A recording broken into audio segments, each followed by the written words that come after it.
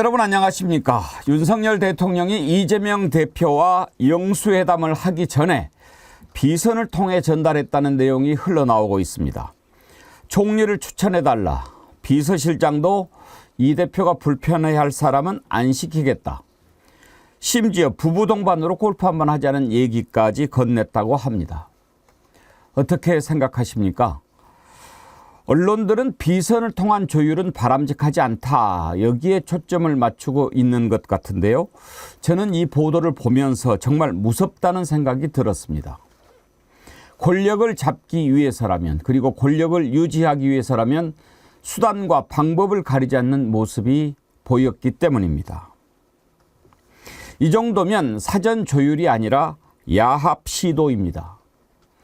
이재명 대표가 국정 기조를 전환해야 한다면서 이런 제안을 거부한 것은 참으로 잘한 일입니다. 윤석열 대통령에게 진심으로 고언합니다. 잔꾀로는 나라를 운영할 수가 없습니다. 정도를 걸어야 합니다. 생방송 백운계 정치 1번지 출발합니다.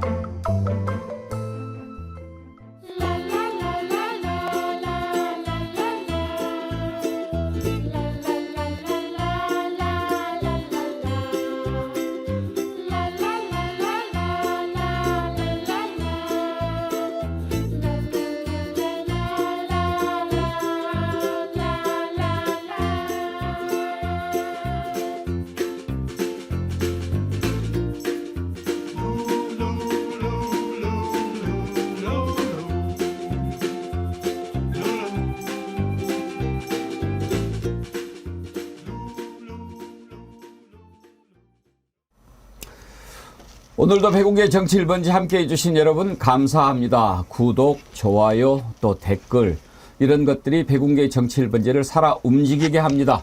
여러분께서 만들어가는 백운계 정치 1번지 많이 댓글 남겨주시고요.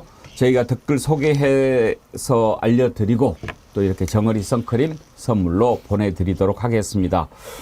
오늘 어버이날인데요. 방송 시작하기도 전에 슈퍼챗을 보내주시면서 저에게 힘을 보내주신 분들 계신데요. 보스형님 TV님, 정치 유튜브의 어버이 백운기 앵커님 어버이날 축하드리고 감사합니다 그러셨는데, 아유 감사드립니다. 그런데 좀 쑥스럽네요. 제가 무슨 자격이 있겠습니까만 보스형님 진심으로 감사드리고요.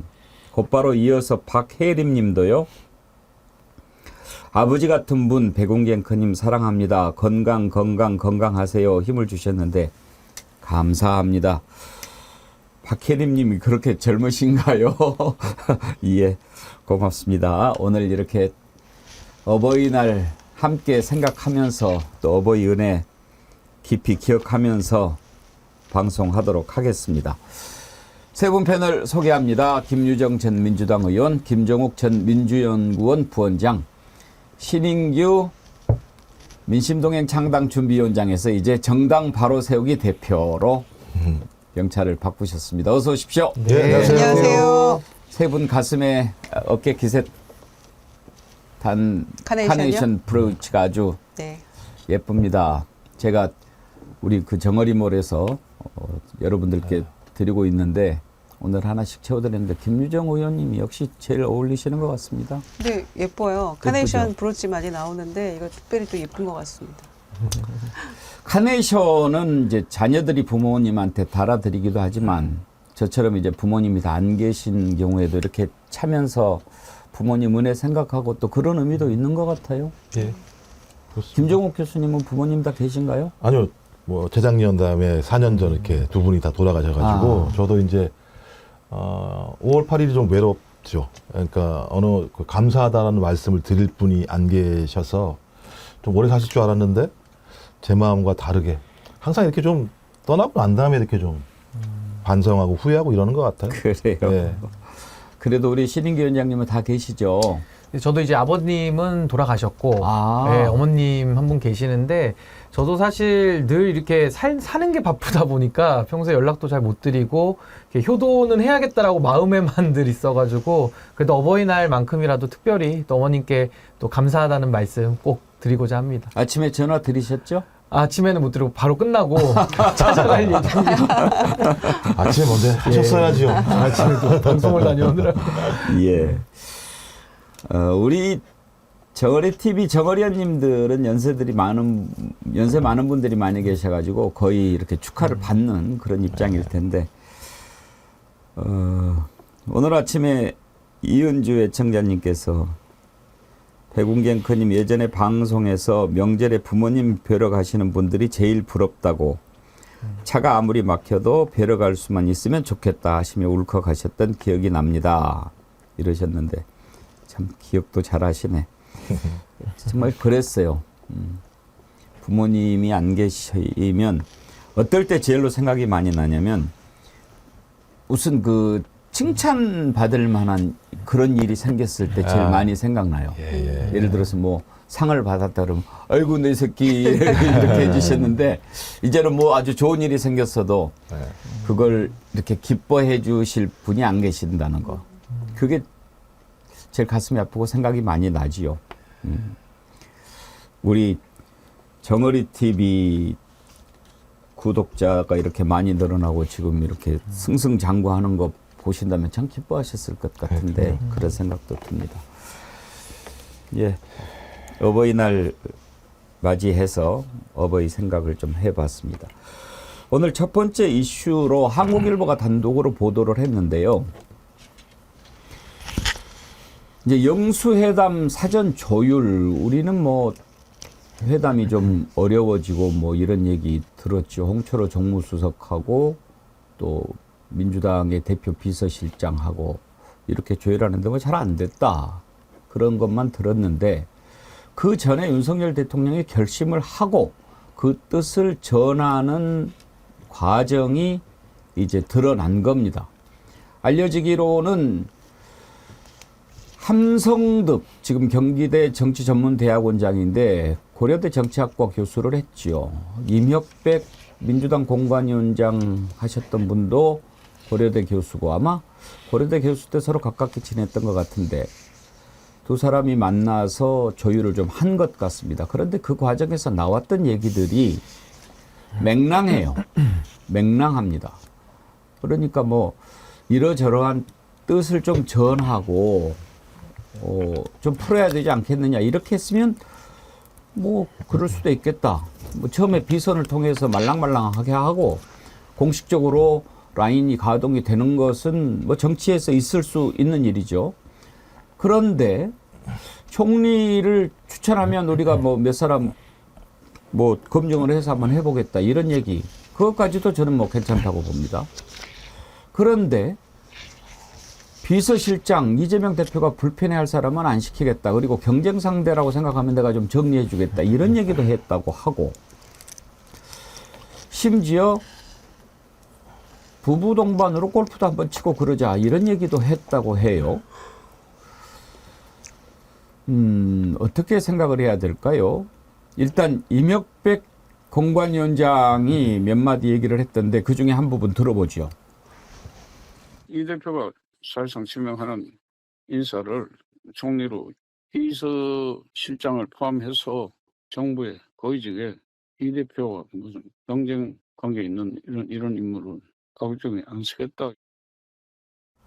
저런 얘기를 했다고 하는데, 김유정 의원님, 일단 두 사람을 비선 채널로 연결을 한 것, 이건 좀 사실인 것 같아 보이죠?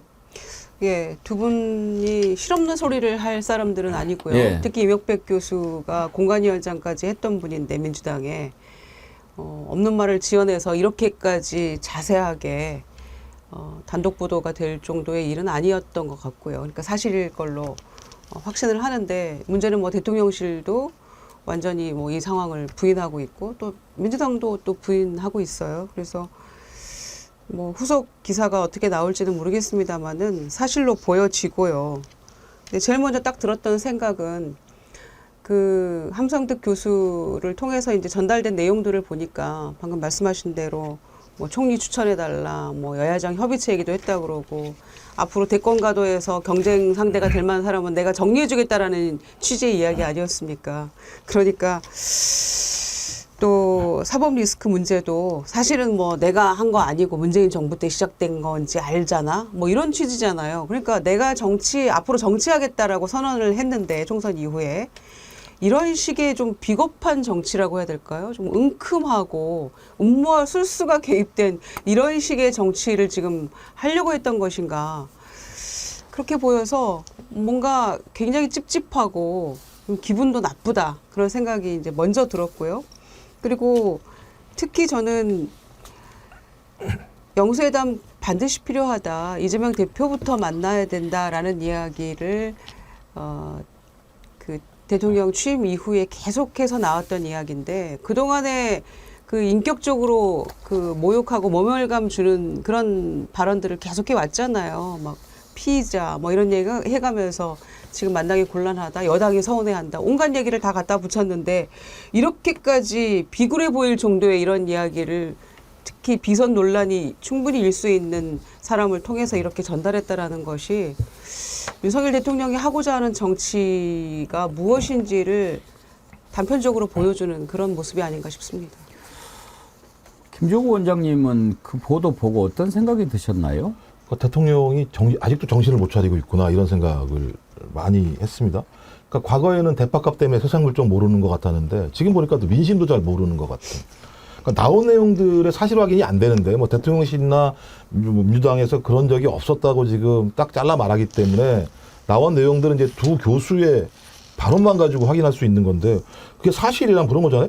대통령이 아무리 좋은 정책을 세워도 정치가 도와주지 않으면 아니 어떻게 이런 얘기를 할 수가 있죠? 아니 좋은 정책을 세운 적도 없고 정치가 도와주고 싶어도 대통령이 독주독선을 했던 건데 이런 발상을 가지고 야당 당대표에게 영수회담을 제안을 했다? 전 이것도 이해가 안 되고 그다음에 또 딴 나라 대통령이 이 대표 수사는 결국 문재인 정부에서 시작된 거 아니냐 네. 뭐 이런 얘기하고 있고 그다음에 아까 말씀하신 것처럼 영수회담을 쭉 이어서 골프회동도 하고 부부동반 모임도 하자. 아니 골프회동하면 국민이 좋아하겠습니까? 그다음에 김건희 씨 특검 안 받고 부부동반에서 만나면 국민들이 좋아하겠습니까? 이 얘기대로 얘기하면 야당 당대표 보고 예를 들면 너 엿먹으라는 얘기나 마찬가지의 상황들의 얘기들이 다 나오고 있는 거예요. 그것도 제가 볼 때는 함성득 교수의 입을 통해서 나오는 상황이어서 저는 대통령이 정신을 못 차리고 있는데 딱 하나 아는 건 있는 것 같다. 자기의 직을 유지하는 것이 쉽지 않구나. 그러니까 3년 동안 정치하겠다 이런 얘기잖아요. 매우 공포감을 느꼈구나라는 생각은 들거든요.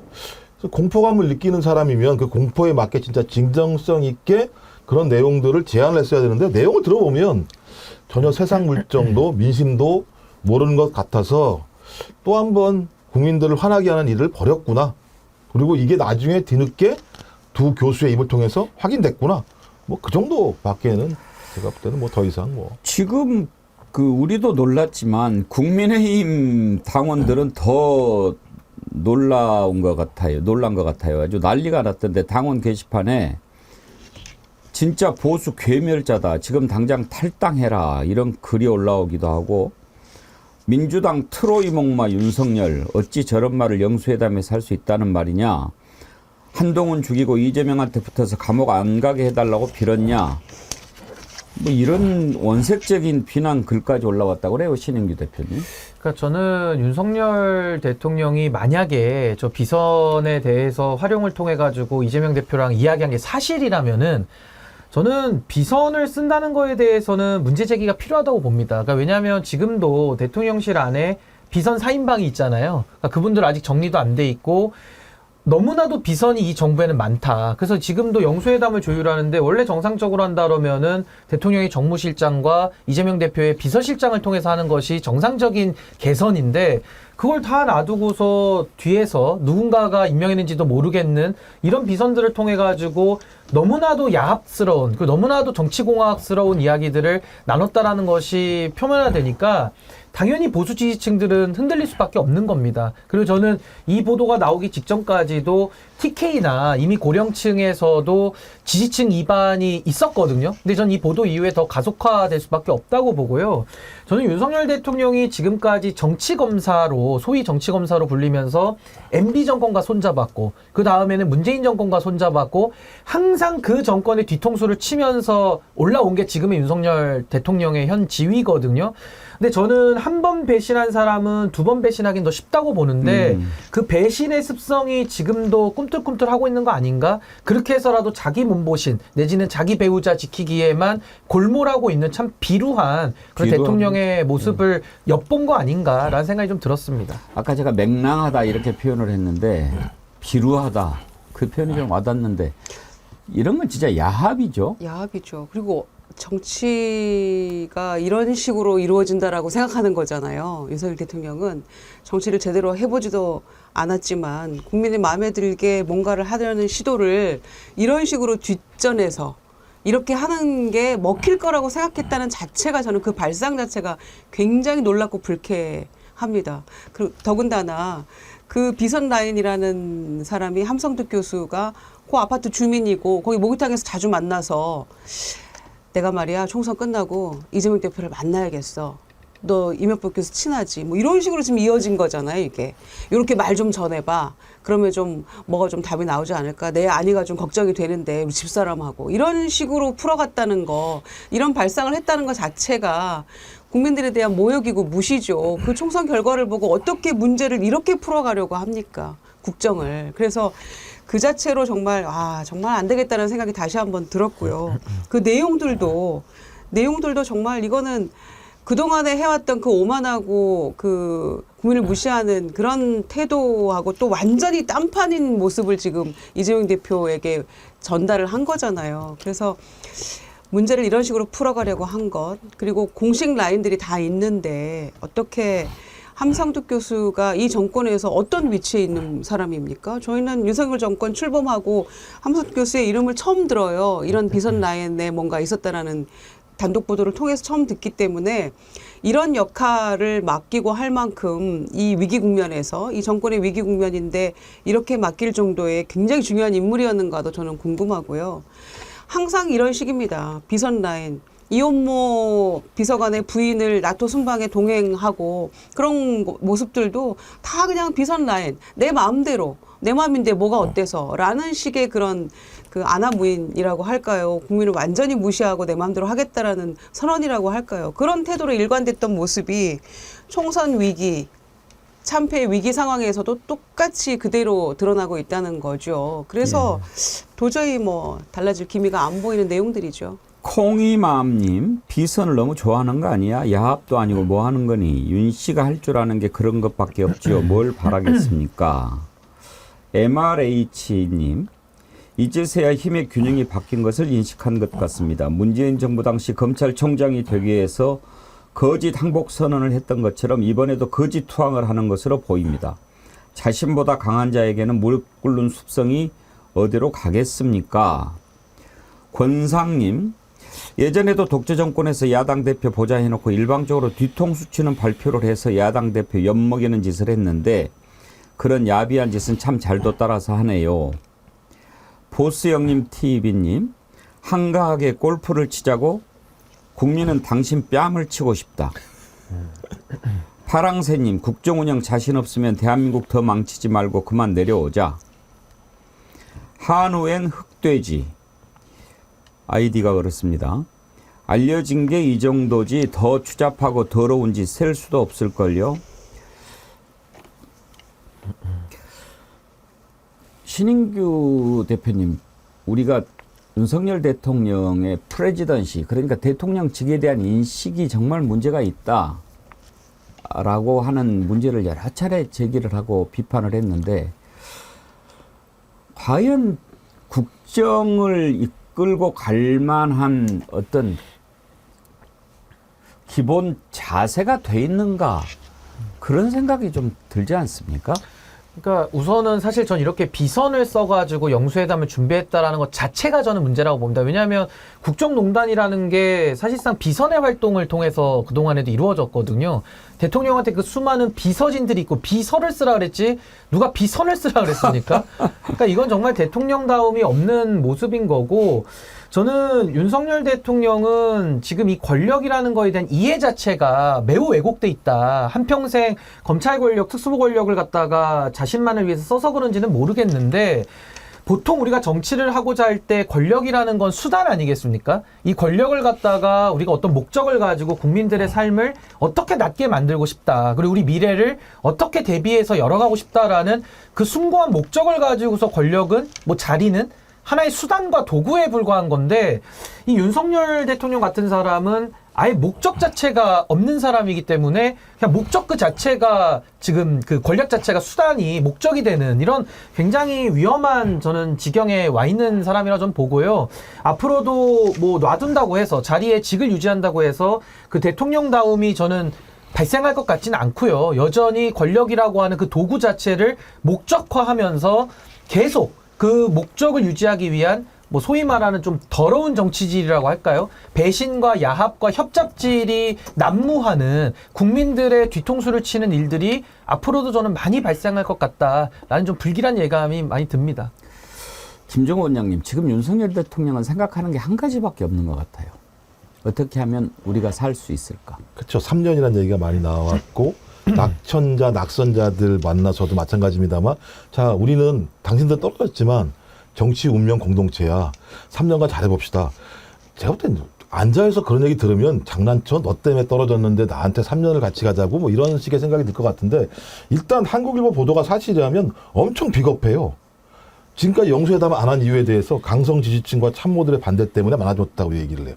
8번이나 강성 지지층과 참모들이 만나지 말라고 그거 말렸는데 안 나갔다 자기 마음이지 그게 예를 들면 강성 지지층과 참모들 문제겠습니까? 제일 비겁한 게 아랫사람 탓하는 거예요. 그러니까요. 본인이 만나기 싫었겠죠. 그리고 자기 입으로도 따지고 보면 범죄 혐의가 있다라고 얘기를 한 측면이 분명히 있는 거잖아요. 그리고 나는 영수회담이라고 하는 옛날적 모임 같은 건 하지 않겠어라고 얘기했던 사람이 갑자기 안 만난 이유가 강성 지지층과 참모들의 반대 때문이라고 얘기하고 있고 또 하나는 거짓말도 되게 많아요.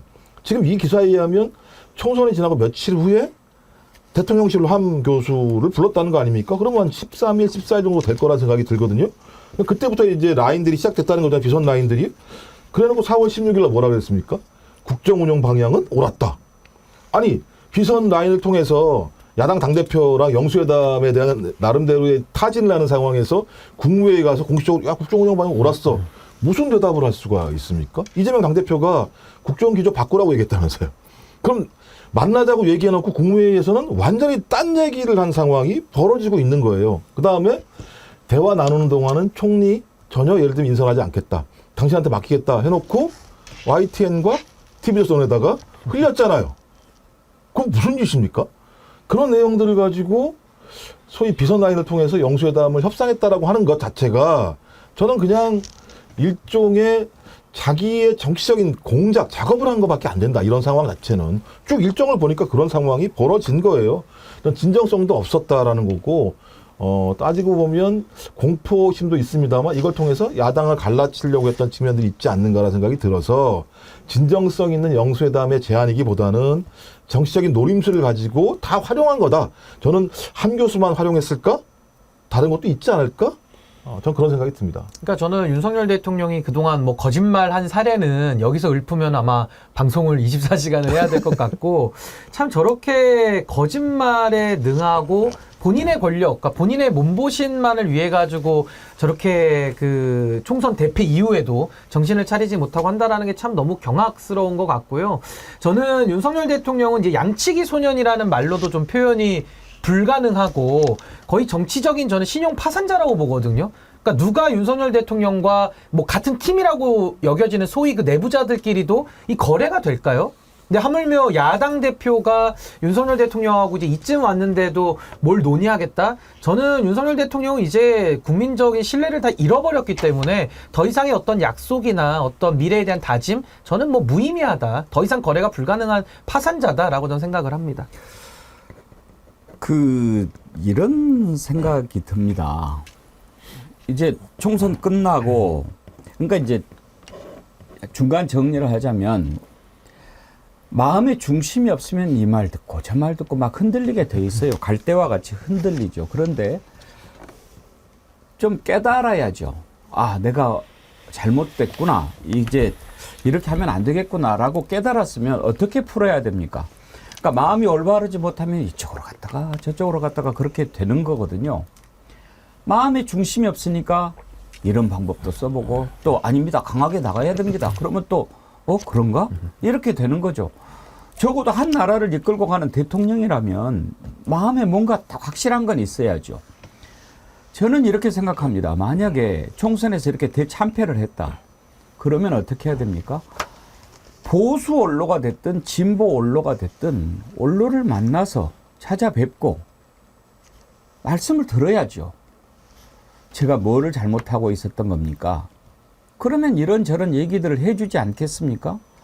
근데 그렇게 정도를 통해서 뭔가를 풀려고 하지 않고 사적인 것으로 또는 삿된 걸로 풀어보려고 하니까 제대로 나갈 수가 없는 거죠. 그런데요, 진보가 됐든 보수가 됐든 언론들이 얘기한다면 아마 대답이 같을 겁니다. 당신이 바뀌어야 된다. 그렇지 않으면 안 된다. 그리고 이제라도 정도로 가라. 지금까지는 당신이 그걸 못했다. 그렇게 이야기했을 겁니다. 그런 말 하지 않았다면 그건 원로라고 부를 자격도 없는 사람 아니겠습니까? 정도를 가라. 그래야 네가 산다. 그리고 나라도 산다. 이건 너무나 당연한 거 아닙니까? 그런데 자꾸 이렇게 비겁하게 삿되게 문제를 풀어가려고 하니까 일이 꼬이고 받아들일 수 없고 그러는 거죠. 이준석 개혁신당 대표, 정치적으로 크게 의미 없는 제안들이 오고 갔다는 게 놀랍다. 이렇게 평가를 하던데 들어보시죠. 하지만 영수회담에서 정작 민생이라든지 아니면 중요한 사안들에 대한 물밑 대화가 오가고 조율되었다기보다는 정치적으로 사실 크게 의미가 없는 그런 제안들이 오갔다는 것이 상당히 놀라웠습니다. 특히 지금 국민들은 그 총리 인선이나 이런 것들에 대해 가지고 굉장히 관심사가 많은 상황 속에서 결국에는 이재명 대표의 사실상의 비토권을 인정하고 이재명 대표가 불편해하지 않을 인사들로 대통령실을 채우겠다든지 이런 것들은 조금 더 공개된 공간에서 논의되었어야 되는 그런 인선에 대한 협치의 부분인데 이것이 이재명 대표가 불편하지 않을 사람을 임명하지 않겠다라는 것은 어떻게 보면은 사인 간의 관계에서 인사를 다루려고 하는 것이 아니냐라는 의심받을 수 있기 때문에 그런 부분이 밖으로 노정되는 것은 좀 위험하다 이런 말씀을 드리겠습니다. 그렇죠. 그러니까 김유정 의원, 네. 협치합시다. 어차피 총리는 민주당이 임명 동의 안 해주면 내가 임명 못하는 거니까 한번 좀 추천해 보십시오. 이렇게 하는 거 있을 수 있다 이거예요. 그렇죠. 근데 그걸 오픈해서 공적으로 회담에서도 이야기할 수 있는 거 아닙니까? 그런데 그렇게 하지 않고 뭐 이제 이런 거 아니에요? 그래가지고 그를 할 테니까 좀 봐주면 안 될까?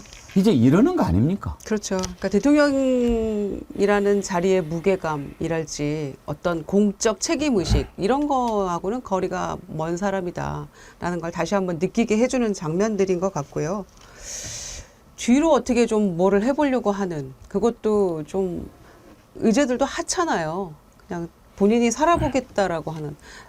사실은 내 마음은 그런 건 아니었어. 문재인 정부 때 시작한 거지 어쩔 수 없이 계속된 거지 그 수사나 재판도. 내 마음은 그거 아니라는 거 알잖아. 이런 식으로 그냥 사적으로 풀어가 보려고 하는 모습이 더 황당하고 분노를 자아내는 것 같고요. 더군다나 뒤에서 이렇게 해놓고 그날 영수회담 자리에서의 모습을 생각하니까 더 기가 막힌데요. 그러면은 모두 발언에서라도 뭔가를 조금 공개적이고 공식적으로 문제를 풀어가려는 자세를 잠깐이라도 보였어야지 마땅하겠죠. 그런데 하고 악수하고 나서 기자들 다 물리치고 본인이 뭘 주도권을 잡고 해보려고 했다는 생각을 하니까 더 화가 나고요. 그나마 이재명 대표가 15분 모두 발언 형태로 의제들을 화두를 던진 거에 대해서 또 비공개 자리에서는 본인이 다 또 85% 90% 이렇게 했다는 거에 대해서도 그러면은 뒤로 이렇게 문제를 어떤 식으로 이제 본인 방식으로 풀려고 했던 것조차도 또 자기 부정하는 거 아닙니까? 그 모습을 봐서는 뒷구멍으로 이렇게 문제를 풀어가려고 했다는 모습조차도 보이지 않았던 거잖아요. 비공개 회동에서 보인 그 모습도 본인이 다 할 말하고 이재명 대표는 거의 오히려 반대가 돼서 듣는 형태로 갔다는 것인데 이게 과연 비공식적으로 문제를 풀려는 자세도 아닐 뿐더러 그 방식도 어쩜 이렇게 그 음모와 술수로 가득 차 있는 모습인지 이게 과연 총선 참패 후에 대통령이 보일 수 있는 최선이었는지 더 화가 나죠, 국민들은. 더군다나 총선 직후에 이재명 대표 만날 수 있는지 물밑에서 조율해달라라는 거를 함성도 교수에게 얘기를 했다는 것인데 이 방법밖에 없었을까요? 공식적인 얼마나 라인들이 많이 있습니까? 그리고 저는 이게 아마 보시는 시청자분들께서 상상하시면 좀 기가 막히실 것 같은데요. 윤석열 대통령이 그동안 손을 잡아왔던 제가 정치 세력들을 한번 나열해 볼게요. 이게 동시에 한 개인이 할 수 있는 건지를 한번 보시면 좋겠는 게 처음에는 MB 검찰들하고 손을 잡아왔거든요. 그럼 MB 세력이 떠오를 겁니다. 그러다가 갑자기 문재인 정권 쪽 인사들, 뭐 양정철이나 이런 분들하고 또 손을 잡고 정치를 또 해요. 그러다가 또 돌아와가지고는 또 다시 뭐 권성동 이제 장제원이라고 하는 또 친윤 멤버들하고 또 손을 잡고 정치를 또 신나게 합니다. 그러다가 이제 종착역이 또 친 이재명계로 가는 겁니까? 그러니까 저는 뭐 그동안에도 삼성간호라 그래가지고 뭐 정치하던 사람들 파트너들 바꿔가고 하면서 그동안도 이거 족보를 다 꼬아놨다고 엄청 비판받는 기회주의자들 많았는데 이 윤석열식 기회주의는 정말 해도 너무한 거 아닌가. 그리고 지난 2년 동안 이재명의 민주당에 대해서 범죄자니까 나는 만날 수도 없다. 심지어 공산전체주의 세력들하고는 난 같이 겸상 못한다. 이런 식으로까지 그 소위 말하는 색깔론까지 써가지고 매도를 했는데 이제 와가지고 뒤에서는 이재명 대표님 뭐 잘되게 좀 도와주겠습니다.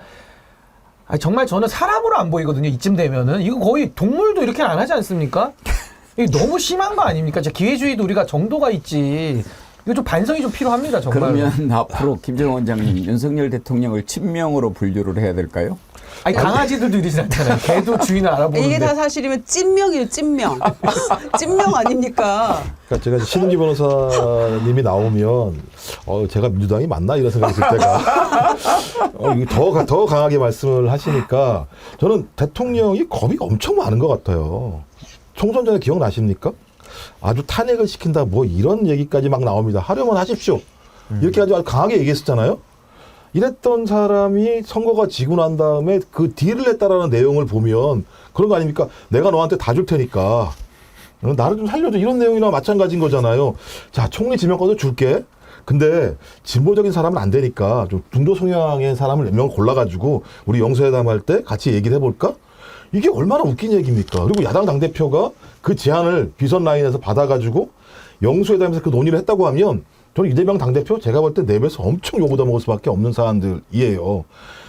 총리 지명이 중요한 게 아니잖아요. 계속 이재명 당대표가 얘기했듯이 2년 동안 국민들이 그렇게 바랬던 것은 윤석열 대통령이 지금까지의 국정기조와 다른 방향으로 가달라고 하는 부분들 그 말 한마디에 대한 걸 들으려고 했던 거거든요.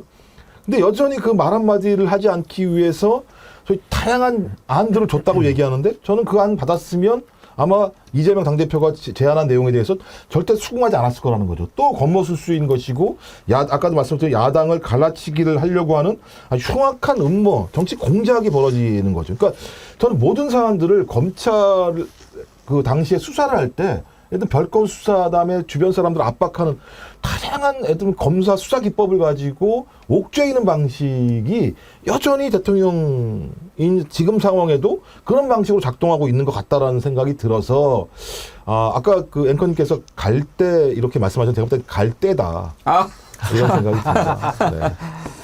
온스타일님, 강한 자에게는 굽신거리고 약자한테는 강한 척하는 자. 다비다님, 철학이 없으니 반성할 줄도 모르지요. 이쁜이맘님, 정도로 갈 사람 아닙니다. 조국 대표가 윤석열에 대해서 얘기했죠. 검찰총장 임명한 이유가 시키는 대로 다 하겠다. 검찰 개혁 유일하게 약속한 인간. 다른 후보랑 다르게 답변해서 뽑았다고 합니다. 뽑힌 후 배신자가 된 거죠. 지 멋대로. 이향님, 도리도리 하는 것도 마음이 왔다리 갔다리 하기 때문인 겁니다. 우리가 이번 일을 통해서 윤석열 대통령의 진면목을 하나 더 알게 됐다 하는 그런 생각이 드는데요. 조형래님 슈퍼챗 5만 원 보내주셨네. 감사합니다. 백운기의 정치 1번지 응원합니다. 오늘 이렇게 슈퍼챗 많이 보내주시는데 감사드립니다. 아무튼 이제 이 파장이 어디까지 갈지 모르겠지만 어제 김철근 개혁신당 사무총장이 사면 초과가 아니라 사면 윤가다 그런 얘기했는데 그게 적절한 표현인지는 잘 모르겠어요. 이제 원래 사면 초과라고 하는 게 사면에서 초나라 노래소리가 들리니까 이제 한나라가 이제 큰일 났다 뭐 이런 건데 아무튼 그렇게 해서 이미 이쪽에서도 버림받고 이제 저쪽 자기 지지층에서까지 버림받게 됐으니 앞으로 어떻게 해 나갈 것인가 제가 걱정할 일은 아니지만 걱정되네요. 아니, 그러니까 그런 저는 거 걱정하지 마세요. 이런 발상도 놀랍지만 이게 먹힐 거라고 이런 정치적 트릭이 먹힐 거라고 생각했다는 것 자체가 더 놀라운데요. 이걸 이재명 대표가 이거를 그대로 수용할 거라고 생각했다는 거잖아요. 지금 본인은 기대를 가지고 그게 더 놀랐습니다, 정말. 혹시 그러면 받아줄까 뭐 이랬던 것 같은데 자 아무튼 제가 이제 어제부터 좀 말씀드리는데 왜 이러는가를 한번 봅시다. 정도를 가지 않는 것은 그 타고난 어떤 권력 지향적인 권력만 탐하는 그 성정 때문에 그렇다고 칩시다. 그래서 이제 더 이상 맡기기는 곤란한 사람이다. 우리가 이렇게 이미 평가는 하고 있지 않습니까? 그래서 이제 나라가 참 걱정이 되는데 나름대로 지금 여러 가지 방법을 지금 찾아보고 있습니다. 이런 식으로 민주당의 대표한테 한번 사정도 해보고 그리고 이제 야 그럼 어떻게 풀어야 돼? 지금 나라를 어떻게 하면은 제대로 갖고 가야 돼라는 생각을 해야 되는데 그거를 안 하니까 어떻게 하면 내가 살고 우리 와이프가 살 수 있을까만 생각하니까 그래서 지금 이제 하는 게 야 지금 검찰이 좀 수상하지 않아? 사정기관들 왔다 갔다 하는 것 같지 않아? 좀 강력한 사람 가지고 해야 이거 장악이 될 것 같은데 민정수석 만들어야 되겠지? 민정수석을 없애기로 했으니까 민정수석 부활하면 내가 조금 쪽팔리니까 그냥 법률수석으로 하면 어때? 아니요, 법률수석이라고 하면 오히려 더 의심받을 것 같은데요. 차라리 그 전에 김대중 대통령도 민정수석 안 만든다고 그랬다가 2년 만에 만들었으니까 그렇게 합시다. 그래? 그것도 괜찮겠는데? 그래서 민정수석 만든 것 같고. 검찰이 지금 뭐 뒤늦게 그리고 검찰총장이 임기가 4개월밖에 안 남았는데 권력형 비리 한 번도 수사 못하고 나가면 나중에 참 오명으로 남으니까 뒤늦게 뭐라도 한 건 해서 가려고 하는 거다. 뭐 이렇게 검찰이 반기를 든 것 같다. 이런 분석도 하던데 저는 그렇게 보지 않습니다. 한 통속인데요, 뭐. 그래서 야 이것도 얼른 네가 끝나기 전에 어떻게 뭐 좀 마무리해가지고 좀 하면 안 되겠어? 뭐 이렇게 하는 것 같고 하는 것들이 다 한 가지 목표를 향해서만 가는 겁니다. 나라를 살려보겠다가 아니고 어떻게 하면 나와 내 가족의 안위를 지킬 수 있는가 하는 것. 그래서 이런 것도 해보고 저런 것도 해보고 하는 것 같은데 절대로 의도가 선하지 않고서는 좋은 결과가 나올 수가 없는 겁니다. 민정수석 부활했는데요. 민정수석이라고 하는 자리는 어떤 자리입니까? 이런 표현이 있습니다. 모든 정보를 취합하고 모든 권력기관 위에 있는 자리. 김유정 의원님, 네. 민정수석 위세가 보통 아니죠? 그렇죠. 지금 새로 다시 민정수석실을 부활을 시켜서 김주현 전 차관을 앉혔는데 아마 왕수석 얘기 들을 겁니다. 그러니까 모든 정보가 통하는 곳이고 또 검경 또 사정 라인 뭐 강화 이런 얘기가 아니고 민심을 조금 더 잘 듣기 위한 것이다라는 대통령의 말은 그냥 누가 들어도 허무맹랑한 이야기라는 건 다 알 수 있는 거잖아요. 하필 이 시점에 검찰 출시를 갖다 앉히는 것만 봐도. 그래서 아마 가장 힘센 수석 자리가 되지 않을까. 아마 남은 3년 동안. 대통령 학이 달려있는 것인데 이렇게 검찰 출신 갖다 앉히고 껌껌이 이를테면 세월호 사건에서도 오늘 아침 보도된 거 보니까 그 해경 관계자들한테 업무상 과실치사 혐의 적용시키지 말아라라고 하는 한교안 법무부 장관 얘기를 그대로 전달하면서 그 압박했던 당사자라는 거 아니겠어요? 그런 일을 했던 사람을 민정수석에 앉혀가지고 민심을 청취하는데 목적이 있다. 그리고 국민들이 원하는 바다. 이건 말이 안 되는 이야기라는 거를 처음부터 우리 알았잖아요. 그래서 저는 이 민정수석실이 앞으로 어떤 기능을 하게 될지 민심 청취를 제대로 하려면 이재명 대표를 자주 만나고 야당 대표들 자주 만나서 얘기를 듣는 방법이 사실 가장 좋은 거죠. 그리고 국민의힘 내부에서도 낙선자들 그 30, 40대 청년들, 청년 정치인들 천목행지 만들었더라구만요. 그 쓴소리 하려고 준비된 사람들. 그 당사자들을 만나는 게 제대로 된 민심 듣는 지름길 아니겠어요? 그런데 이런 편법을 통해서 국민들을 호도하려고 하고 있는 것인데 누가 봐도 이건 방탄용 민정수석의 부활이겠죠. 왜 제가 볼 때는 박근혜 전 대통령 따라하는 건가? 그런 느낌도 많이 들어요. 우병우 예. 민정수석이 들어오면서부터 논란이 생겼고 이 김주현이라는 분이 이 둘이 쌍끌이 같은 예. 일을 했었던 법무부 차관 역할을 했었는데 지금 민정수석 임명된 그 김주현 전 법무부 차관은 윤석열 대통령하고는 서울법대 2년 후배고 고시는 좀 선배고 그렇더라고요. 고수했으니까 이제 예. 대부분 다 선배들이 많이 계시겠죠. 그거는 뭐. 근데 이제 기본적으로 본인이 한 얘기가 있습니다. 일단 오늘 그 민정수석 임명하면서 국민을 위해서 설치했다고 얘기했는데 지금 이렇게 얘기하고요. 당선인 시절에 뭐라고 얘기했느냐? 이제 이걸 해명을 해야 되는데요.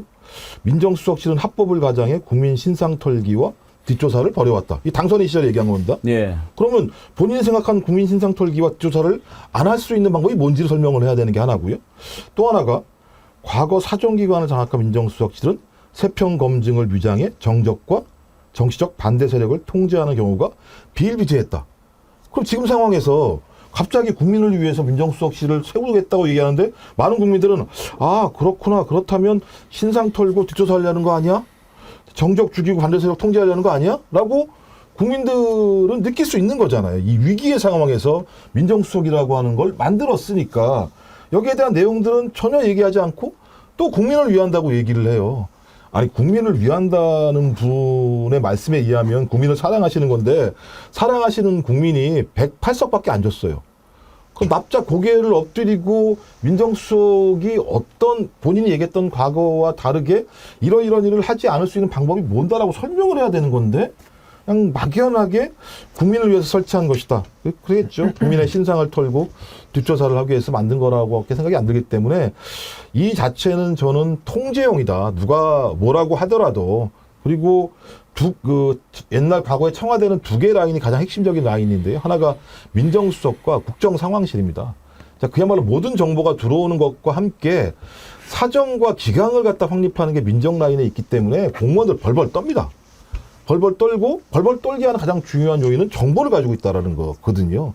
정보를 가지고 그것이 어떤 형태로든지 검찰과 연결되게 되면 그냥 구속되는 일이 벌어지는 거예요. 그래서 이건 3년 동안 버틸 수 있는 시스템이 붕괴된 상황에서 이 시스템을 복권하기 위한 하나의 제가 볼 때는 또 다른 사정수단 이렇게 이해하는 게 정확하다고 생각이 듭니다. 민심 청취를 하기 위해서 만든 거다. 그렇게 얘기를 해놓고도 그러면 왜 검사 출신으로 뽑습니까? 그렇게 물어보니까 뭐 세계 모든 정보를 취합하는 곳은 다 법률가가 하고 있다. 이렇게 이야기를 해요. 민심 청취가 정보 수집입니까? 뭔가 좀 말이 앞뒤가 안 맞습니다. 앞뒤가 안 맞아요. 콩이맘님, 민정수석실이 아니라 윤 씨랑 김건희 법무팀을 만드는 거겠지. 청바지님, 민정수석실이 건의특검 로펌이라는 소문, 이런 의견들이 괜히 나오겠습니다. 민주당도 사정기관 앞세워서 여론 동향 파악하겠다는 거냐, 이렇게 묻습니다. 최민석 대변인 얘기를 들어보지요. 사정기관들을 앞세워 여론 동향이라도 파악할 셈입니까? 민정수석실은 검찰, 경찰 등 사정기관을 통제하며 중앙 집권적인 대통령제를 강화하는 데 활용되어 왔고 이번에도 그렇게 쓰일 것입니다. 우리 신인규 대표님 말씀을 들어볼 텐데 인디고님께서 또 슈퍼챗 보내주시고 오늘 슈퍼챗 많이 보내주시네요. 감사합니다. 국힘은 수구라고 신인규 웰컴 민주당이라고 그러셨는데, 자, 참고로 신인규 대표는 정당 바로 세우기 대표입니다. 정당을 한번 바로 세워보겠다, 그런 의지를 갖고 계신 젊은 정치인인데, 정당 바로 세우기 정바세, 오늘 아침에 제가 이런 브로셔를 받았는데요. 하여튼지 정치개혁 과제 정바세가 만들 희망, 왜 정바세를 통해서 정당 혁신을 이룰 수 있는가. 예, 하여튼 정치랑 정당 바로 세워야 할 때인데, 일단은 무너져가는 나라를 좀 바로 세워야 되겠습니다. 신영기 대표님, 민정수석 민심 청취용이다, 몇 퍼센트 믿습니까? 그러니까 저는 윤석열 대통령이 지금 최악의 상황이거든요. 정치적으로든 개인적으로든 최악의 상황에서 저는 최악의 수만 두고 있다라고 저는 생각을 하고요. 저는 총선 대패 이후에 대통령의 입에서 첫째도 민생, 둘째도 민생, 셋째도 민생 얘기 나올 때 아마 많은 분들이 뒷목 잡으셨을 겁니다. 그리고 대통령인데, 일국의 대통령인데 앞으로 임기 2년 동안은 정치를 안 했고 앞으로 좀 정치 좀 해보겠다 이렇게 얘기할 때도 기가 막혔거든요. 근데 저는 지금까지 민정수석실을 통해서 민심을 듣겠다? 그러면 지금까지 2년 동안은 민정수석이 없었으니까 민심을 안 들었다는 얘기잖아요. 그러면 2년 동안 대통령 임기 5년이고 뭐 마지막 1년차 빼면 한 4년 정도 대통령이 그 권한을 행사하는데 그 중에 절반이라는 시간을 민심도 듣지 않고 정치도 안 해온 사람이라 그러면은 나머지 절반은 잘한다는 보장이 있습니까? 저는 윤석열 대통령의 그 정말 참담한 자기 고백 속에서 본인은 대통령 자격이 없다라는 저는 자백이라고 봤습니다. 그렇다면 더 이상 국민들 이렇게 힘들게 할 게 아니라 대통령도 사표는 쓸 수 있거든요. 그럼 이제 이쯤 되면 본인이 그냥 자기 거취를 결정해야 될 시점이 온 거 아닙니까? 왜 지난 2년 동안 정치를 왜 안 했으며 왜 그 민심을 듣는 민정수석실을 없애가지고 민심을 왜 안 듣고 왜 본인 뜻대로만 대통령직을 수행했는지에 대한 처절한 반성이 있어야 될 거 아닙니까? 전 이제는 앞으로 윤석열 대통령이 저 반성하니까 잘할게요, 2년간 시간을 주세요, 그 말도 믿기가 싫거든요. 이제는 윤석열 대통령이 진정 반성하는 길은 더 이상 국가의 민폐를 줄이는 일입니다. 그렇다면 전 본인의 거취를 결단할 시점도 온 거 아닌가? 전 열어놓고 고민해야 된다라고 보고요. 전 이번에 김주현 수석이 민정수석실로 가는 걸 보면서 뭐 용산 법무팀이다, 뭐 사정을 더 드라이브 걸기 위한 것이다. 저는 가장 핵심은 자기 지인들, 법조인들이 많을 거 아니에요? 전 일자리 창출용으로 만들었다고 생각을 해요. 근데 아니나 다를까 이원모라고 하는, 이번에 용인감 나가서 떨어진 본인의 그 인사비서관 했던 그 대통령 배우자의 어떻게 보면 언니 동생 사이인 그 이원모 씨를 공직기관 비서관으로 임명을 했더라고요. 그러면서 민정수석실에 콕 박아놓더라고요.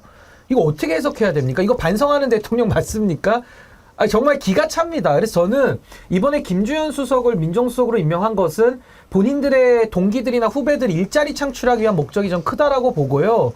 저는 안타깝게도 박근혜 정부의 마지막 민정수석이었던 최재경 수석이 저는 떠올랐습니다. 전 김주현 수석이요, 그 최재경 수석의 뒷길을 전 따라간다라고 보는데, 최재경 수석은 그래도 재임 기간이 2달밖에 안 돼가지고 감옥은 안 가셨거든요.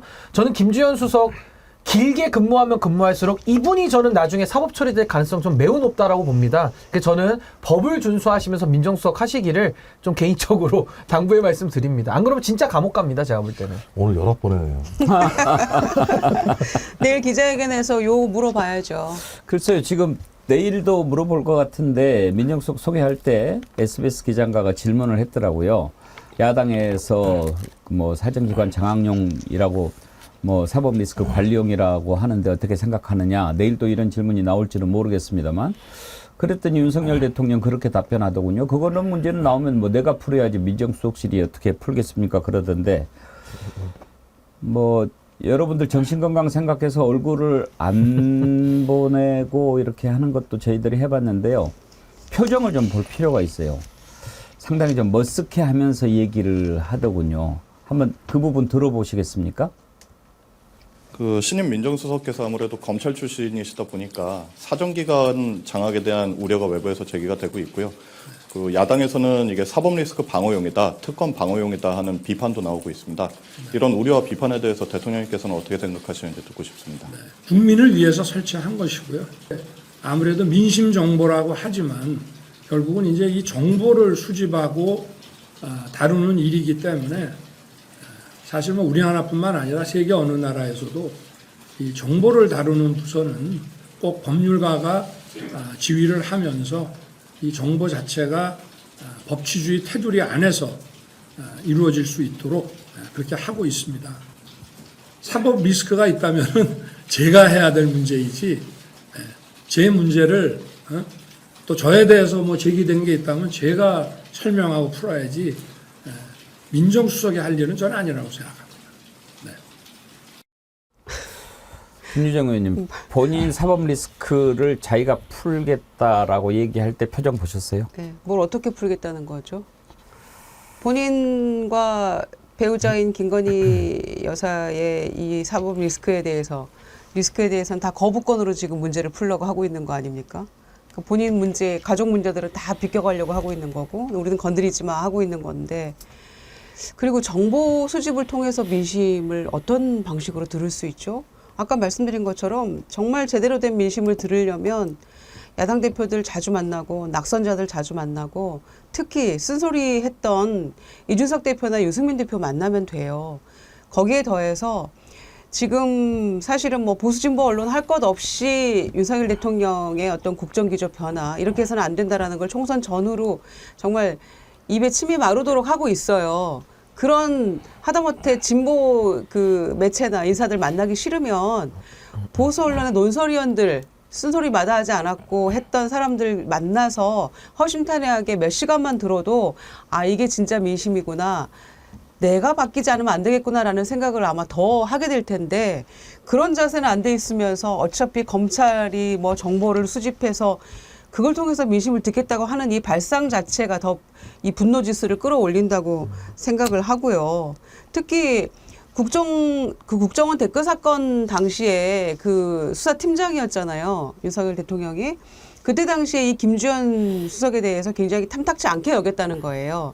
당시에 최동욱 그 총장은 원칙대로 수사해야 된다 이런 입장이었고 또 황교안 법무장관 입장은 다른 것이었는데 황교안 측의 입장을 맨날 그 하달하면서 얘기를 했던 사람이 바로 김주현 지금 수석이기 때문에 별로 그 탐탁지 않은 사람이었는데도 불구하고 얼마나 다급했으면 그런 사람을 지금 민정수석으로 임명을 했겠습니까? 그러니까 법무부 장관보다 1년 후배고 이원석 총장보다는 9기수 선배라는 거잖아요. 그러니까 검찰 내부에 뭔가 얘기가 통하고 뭔가 장악할 수 있는 사람 그리고 과거 세월호 때 외압해보고 국정원 댓글 사건 때 또 한명수 총리 때도 그렇고 그런 방식으로 일을 해봤던 경험 있는 사람을 지금 민정수석에 앉힌 거잖아요. 어떻게 그게 민심을 청취하기 위한 거고 국민을 위하는 길입니까? 완전히 정반대로 가고 있는 거죠, 지금.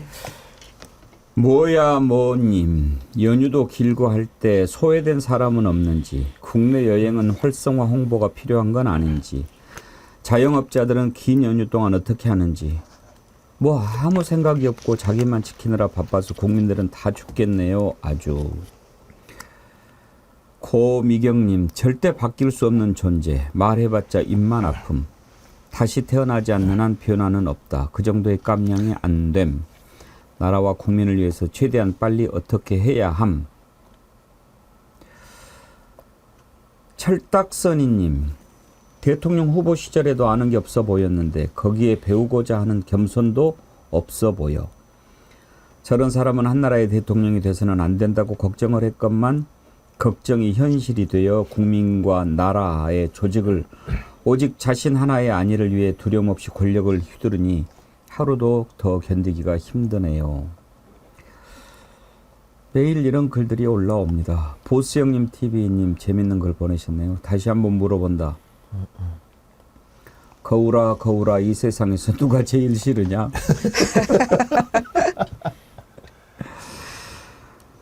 아니 내일 기자회견 1시간 한다는데 예정 그 1시간 동안 이 많은 현황과 지금 새롭게 불거진 이 비선 라인의 문제까지 기자들이 샅샅이 질문하고 얘기를 들을 수 있을지 걱정이 되네요. 괜히 판만 벌려놓고 더 화를 돋구는 거 아닌지 우리를. 그러니까 제가 볼 때 정의원께서 내일 바라지 마십시오. 뭐 나올 게 뭐가 있겠습니까? 일단 당장 SBS 기자 답변 내용에 대한 그 질문에 대한 답변도 마찬가지인데요.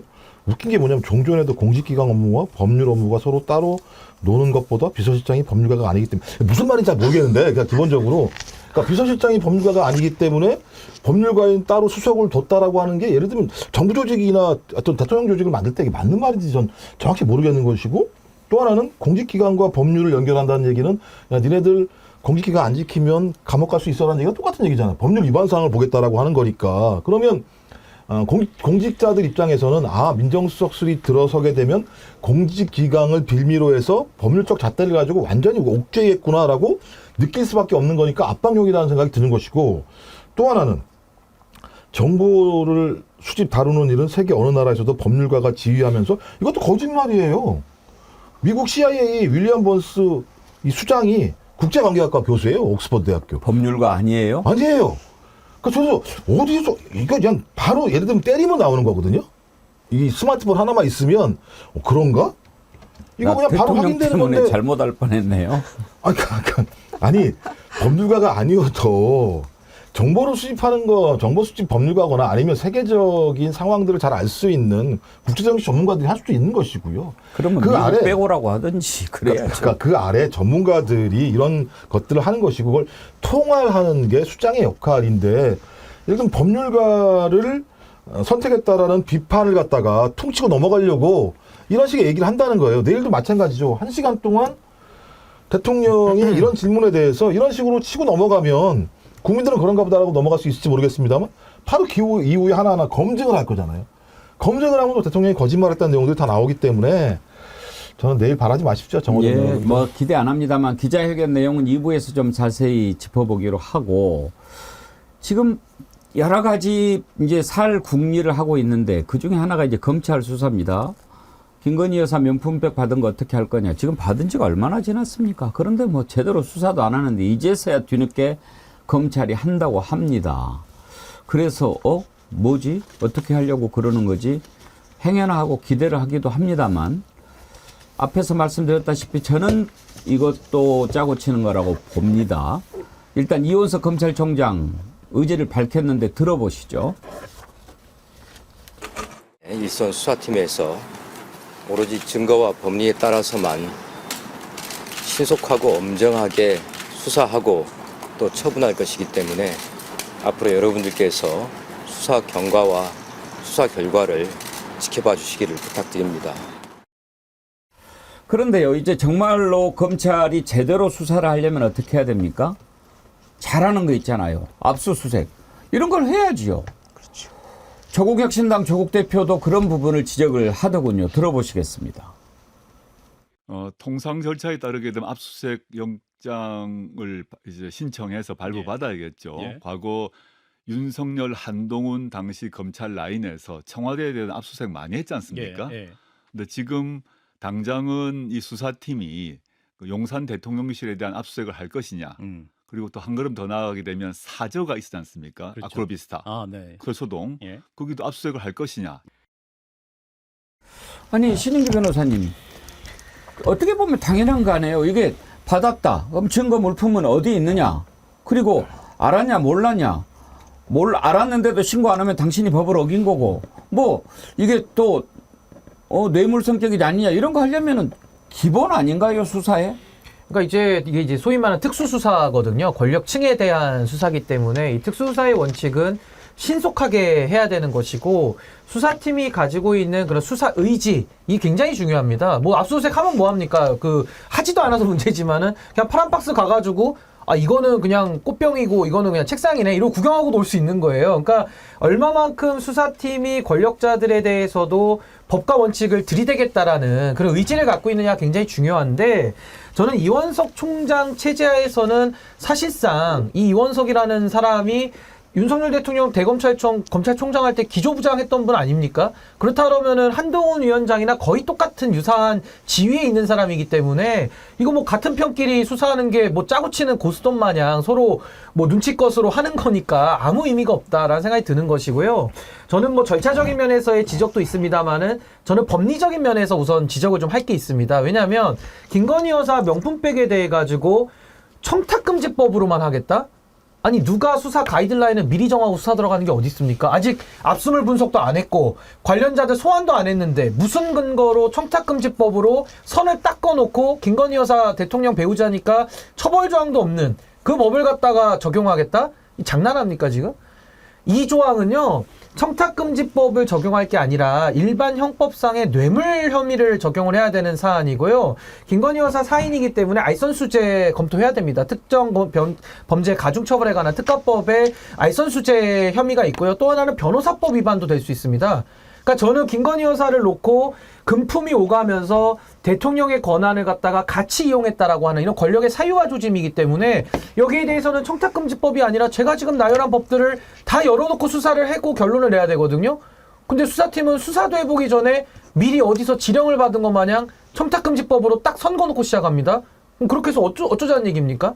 그러니까 저는 이원석 총장이 지금 이렇게 뭐 법과 원칙에 따라서 할 테니까 지켜봐달라, 아주 의미 없는 얘기고요. 저는 당장 국회가 개원하면은 김건희 종합특검을 해가지고 양평 고속도로 명품백 뇌물 그리고 주가 조작 싹 다 긁어가지고 저는 종합특검을 바로 실시해야 된다라고 생각합니다. 김유정 의원님, 네. 어제 그 우리 패널들도 그렇게 분석하신 분도 계셨고 박지원 전 국정원장도 뭔가 이번에 검찰이 좀 제대로 할 가능성이 있다라고 보셨는데 저는 안 믿기거든요. 어때요? 안 믿기죠. 안 믿기는 게 왜 안 믿기냐면 일단 5월 말까지 이달 안에 끝내겠다고 했으니까 지켜봐야죠. 그리고 나서 22대 국회 열자마자 이거 제대로 못하면 곧바로 여러 가지 종합특검법으로 해야 된다고 생각합니다. 다 준비가 되어 있죠, 야당은.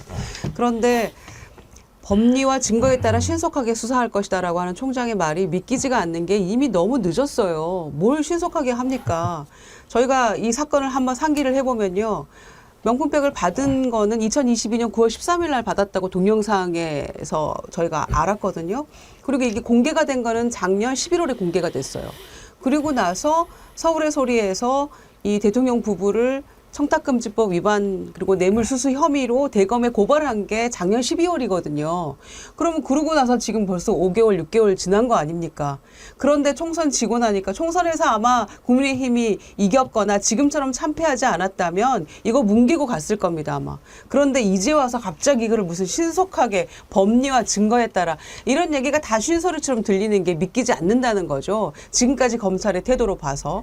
그리고 뇌물수수 혐의까지 두 가지 를 걸어가지고 대검에 고발을 한 건데 왜 청탁금지법만 보겠다는 겁니까? 신 변호사 말씀하신 대로 이거는 김건희 여사 무혐의 주기 위한 수순으로밖에 안 보이는 거예요. 받은 사람에게는 죄를 묻기가 어렵다는 거 아닙니까, 지금? 게다가 최재형 목사에게 준 사람은 지금 죄가 되는 거잖아요. 그러니까 최재형 목사 처벌하기 위한 수순으로밖에 안 보이기 때문에 여러분들이 얘기하는 것처럼 이 수사의 검찰 수사의 진정성을 보이려면은 소환조사 반드시 해야 되고요. 소환장 보내고 안 나오겠다고 하네? 이렇게 뭉개버리면 안 되는 거죠. 그리고 얘기했던 대로 창고 어디냐? 창고 적어도 다 털어서 압수수색 해야 되고 아크로비스타 그 지하에서 받은 거 아닙니까? 그 사무실에서 받은 거니까요. 거기 정도는 제대로 다 털고 수사를 해야만 그나마 진정성이 조금 느껴질까? 이 정도인 것이지 검찰의 지금 태도는 총장의 뭐 신속, 법리, 증거 이런 얘기만 한 두세 번 지금 언론에 대고 답변했다고 해서 검찰의 진정성이 느껴집니까? 저는 안 느껴져요. 제가 이원석 총장 제 앞에 있으면 제가 요거 좀 한번 여쭤보고 싶은 건데요. 그 김건희 여사 촬영본 저도 봤거든요. 거기 보면은 김건희 여사가 백 받는 것도 있지만은 그 뒤에 나가면서 촬영된 그 화면에는 예. 누군가가 쇼핑백을 두고 다음 차례 기다리고 그래요. 있어요. 예. 그럼 그 사람은 뭡니까? 왜 수사 안 합니까? 그러니까 저는 그 이원석 총장 눈에는 그 화면이 안 보입니까? 저도 봤는데. 그러니까 말이 안 되지 않습니까? 게다가 최재형 목사가 명품백을 준 거는 아주 뒤의 일이고요. 이분이 대통령 취임 당시 취임일 기념일에 만찬회를 하는데 거기까지 들어갔습니다. 그럼 누가 넣었습니까? 최재형 목사를. 이거 왜 안 밝히죠? 특혜 아닙니까? 뭐 대가성 특혜면 뇌물이고요. 그리고 또 하나는 이번에 민생대 토론회 하면서 수의계약으로 지금 19억 이상 썼다 그래요. 이거 용산 이전할 때부터도 김건희 여사 관련된 회사들 수의계약 받아가지고 문제 많이 됐고 다 페이퍼 컴퍼니들이거든요. 그 이원석 총장 눈에는 안 보입니까 그게? 다 지금 보도가 돼가지고 온 국민이 다 알고 있는데요. 그러니까 제가 지금 드린 말씀 뭐냐? 이거 청탁금지법 사안 아닙니다. 청탁금지법은요. 5급 사무관들이 뇌물 혐의로 입증하기가 어려우니까 직무 관련성과 대가성이 있어야 뇌물이 되는데 대가성을 빼고 그냥 직무 관련성만 있는데 얼마 이상 받지 말자 해가지고 사실은 김영란법으로 시민운동 차원에서 제정된 법이에요. 근데 지금은 권력자가 권한을 가지고서 이익을 취한 정황들이 쏟아져 나오고 있지 않나요? 근데 이게 이원석 총장 눈에만 안 보이는 것인지 아니면 일부러 외면하는 것인지 답을 하셔야 됩니다. 제가 볼 때는. 예. 뭐 그리고 이번에 또 추가로 그 전에 양주도 보내고 뭐도 샤넬 보내고 화장품 뭐 180만 원. 화장품도 보내고 예. 뭐 최재형 목사가 그건 자기가 당연하죠. 본인이 진술하면 다 나오는 예, 거기 그렇죠. 때문에 일단 저기 특검할 수 있는 경력사항이 됩니까? 특검했으면 좋겠어요. 얘기하는 거 보면. 우리 신인기 변호사 특검하면 잘할 거예요. 예, 예. 그렇죠. 근데 이제 그게 기준이 있으니까요. 그러니까 특검은 15년 이상이고 수사관 하면 특검보는 7년 이상인데 이제 저는 특검은 9년 차라 아, 특검보를 할 수 특검은 있겠구나. 가능한데 문제는 대통령이 또 복수 중에서 임명하게 돼 있어서 아마 저는 임명 안 하려고 할 건데. 그래서 제가 느끼는 게 뭐냐면 일단 검찰 내부가 흔들리는 건 사실인 것 같긴 해요. 왜냐하면 특수부랑 이제 일반 검사들이랑 갈등이 되게 심하고 최근에 평검사들이 사표를 잇따라 내고 있다라 이런 사안들은 과거와 다르게 검찰에 있어봤자 어떤 미래가 없을 거라는 판단을 하는 검사들이 늘고 있거나 아니면 창피하거나 진짜 쪽팔려서라도 거기에 못 있겠다는 사람들이 있을 거라는 생각이 들고 또 하나는 서울지검장 같은 경우 실제로는 검찰의 생존을 위해서라도 김건희 씨에 대해서 주가 조작 문제와 관련해서는 소환을 한번 해야 되는 거 아니냐. 소환을 해야 종결을 하든 말든 할 거 아니냐. 이런 문제가 있었다는 측면이 있기 때문에 검찰 내부에 갈등이 있는 건 맞는데 일단 이원석 검찰총장의 발언 때문에 그런 거예요. 그러니까 왜 하필 명품백 하나만 얘기하지? 말씀하신 것처럼 양평고속도로 문제부터 시작해서 주가 조작 문제까지 이 김건희 씨와 관련된 사건은 명품백 하나만 있는 게 아닌데 갑자기 명품백만 딱 들고 나왔단 말이에요.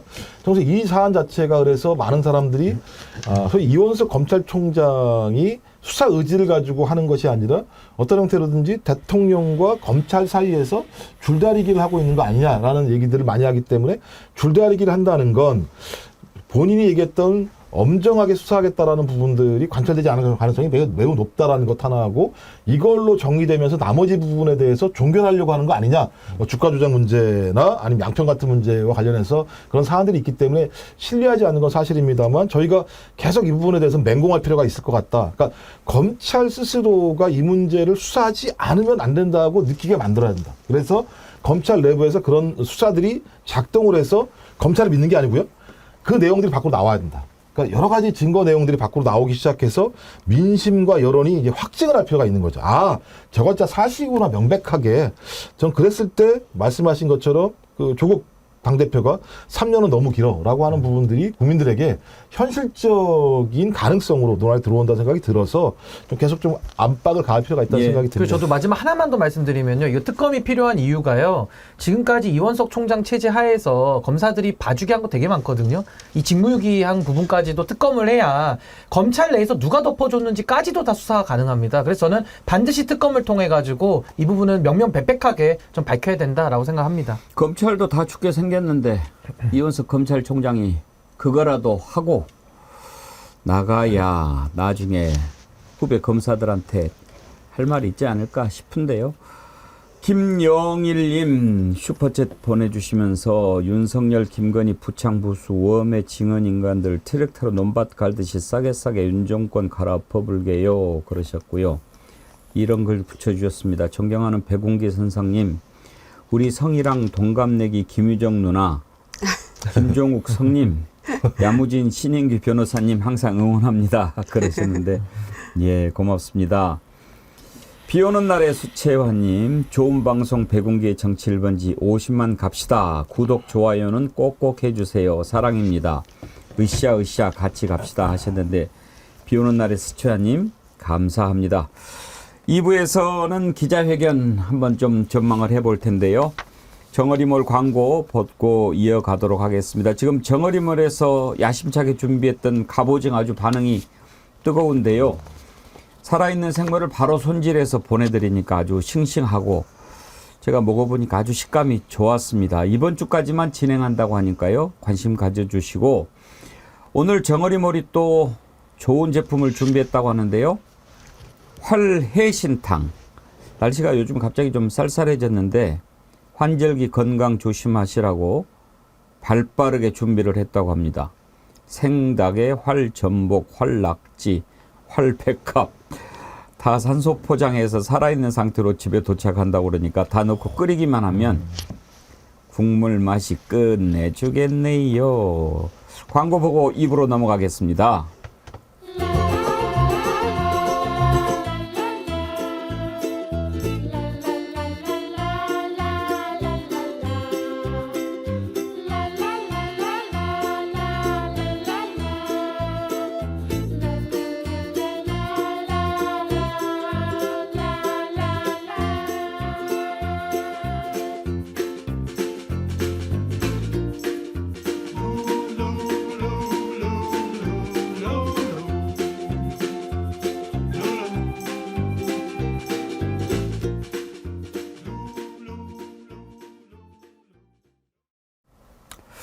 예.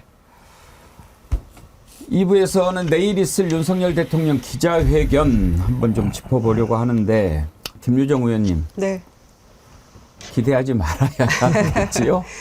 기대 난망이라고 생각합니다. 더군다나 영상으로 모두 발언 뭐 보여주고 내려와가지고 기자회견 한다고 하면서 지금 100일 기자회견 이후 이게 며칠 만입니까? 뭐 600 며칠이다 뭐 이런 얘기 나오던데 그런데 또 이걸 미리 선제적으로 시간을 1시간가량이라고 왜 또 가둡니까? 그러게 말이에요. 아우 너무 답답해요. 아니 홍준표 시장은 만나갖고 부부동반 만나가지고 4시간을 저녁을 먹었다면서요. 그런데 지금 이게 얼마 만에 하는 기자회견인데 기자들한테 1시간 해놓고 주제 제한 없이 마음껏 질문하게 하겠다라는 게 이게 무슨 얘기입니까? 이게 가능한 얘기입니까? 1시간 안에 그런 이야기들이? 적어도 홍준표 시장보다는 더 길게 해야 되는 거 아니에요? 4시간, 5시간은 해야지 기자들이 모든 것을 묻고 답을 들을 수 있을 텐데 또 국무회의 모두 발언 같은 이야기 할라 치면 그냥 안 하는 일만 못하고요. 늘 안 하는 일만 못한 이야기들을 계속합니다. 대통령이. 그게 가장 큰 문제죠. 기자회견은 어제도 제가 말씀드렸는데 기자가 질문을 잘해야 돼요. 내일 기자회견이 이제 생중계가 되는데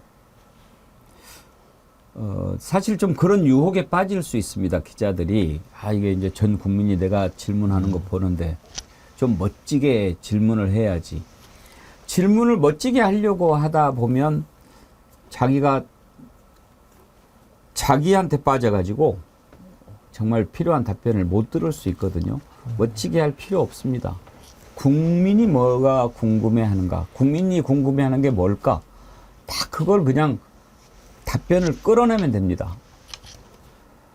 질문을 하지 않으면 들을 수 없습니다. 그래서 질문이 있어야 되고 질문이 중요한데 질문을 잘해도 답변을 뭐 대충 뭐 두루뭉술하게 넘어가는 경우가 많습니다만 그래도 적어도 그런 질문들은 해야 되지 않겠습니까?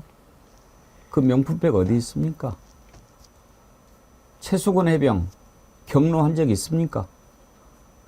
뭐 이런 거는 좀 물어봐야 답이 나오지 않겠어요, 김정은 원장님? 그렇죠. 근데 이제 이게 대통령한테도 바랄 게 없지만 기자들이 지금까지 해온 과정을 보면 기자들이 내일은 야물딱지게 질문을 할까에 대해서도 저는 좀 비관적인 측면들이 분명히 만약에 있는데 내일도 그렇게 안 하면 정말 그 언론에 대해서 국민들의 매서운 질타가 있을 겁니다. 제가 볼 때 그러면 이제 KBS 9시 뉴스 시간에 정어리 TV를 방송을 해야 된다고 저는 생각을 하는데 저는 일단 국정 운영 기조가 옳았다고 얘기하는 순간 그 기자회견은 아무런 의미가 없다라고 생각이 들어요. 그러니까 공개적인 반성이라는 게 지금 없었잖아요. 비공식 반성만 있었다면 소위 내일 기자회견에서 대통령 본인이 공식적으로 국민들에게 사과할 것인가를 좀 지켜봐야 될 거라는 생각이 들고요. 또 하나는 이채양명주 이제 뭐 정어리 TV에서 제기했던 건데 저는 뻔할 거거든요. 최수근 해병 문제와 관련해서 수사가 끝나고 독소 조항을 빼면 그때 가서 소위 특검을 해도 늦지 않지 않겠냐 이렇게 얘기할 수 있는데 이게 되게 웃긴 게 저는 어느 세월에 할지도 모르겠습니다만 독소 조항이 두 가지거든요. 야당 뭐 고소단체한테 그러니까 민주당한테 주자는 얘기 아니냐. 이거 국민의힘이 과거 했던 거예요. 이렇게 똑같이 국민의힘에서. 또 하나가 중간에 수사 발표하는 거 문제 있는 거 아니냐 이렇게 얘기하는데 이거 윤석열 한동훈이 했던 거예요. 탄핵 문제 있을 때 본인들이 별건 수사하고 중간중간 발표했었거든요.